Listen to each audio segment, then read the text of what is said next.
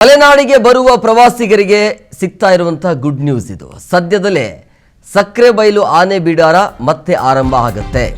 August 15ರಿಂದಲೇ ಆನೆ ಬಿಡಾರ ಮುಕ್ತಗೊಳಿಸುವ ಸಾಧ್ಯತೆ ಇದೆ ಅಂತ ಹೇಳಲಾಗ್ತಾ ಇದೆ. ಕಳೆದ 2 ತಿಂಗಳಿಂದ ಬಂದ್ ಆಗಿದ್ದ ಆನೆ ಬಿಡಾರ ಈಗ ಅಂದ್ರೆ ಈ ದುಬಾರಿ ದುರಂತದ ಬಳಿಕ ಕ್ಲೋಸ್ ಆಗಿತ್ತು ಸಕ್ರೆಬೈಲು ಆನೆ ಬಿಡಾರ.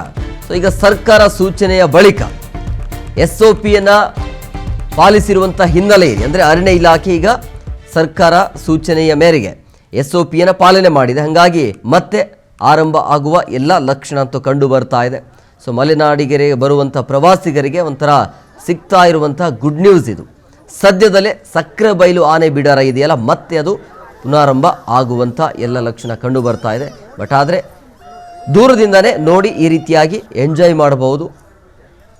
ಆದರೆ ಮುಟ್ಟೋ ಹಾಗಿಲ್ಲ. ಇನ್ನು ಮೇಲೆ ಅಲ್ಲಿರುವಂಥ ಆನೆಗಳನ್ನು ನೀವು ಮುಟ್ಟಿ ಫೋಟೋ ಕ್ಲಿಕ್ಕಿಸಿಕೊಳ್ಳೋದಾಗಿರ್ಬೋದು, ಆ ರೀತಿಯ ಸ್ಪರ್ಶ ಮಾಡೋಂಗಿಲ್ಲ. ದೂರದಿಂದನೇ ನೋಡಿ ನೀವು ವಾಪಸ್ ಬರಬೇಕಾಗತ್ತೆ. ಈ ರೀತಿಯ ಕೆಲವೊಂದಿಷ್ಟು ಕಠಿಣ ನಿಯಮಗಳನ್ನು ಈ ಬಾರಿ ಜಾರಿಗೆ ತರಲಾಗಿದೆ.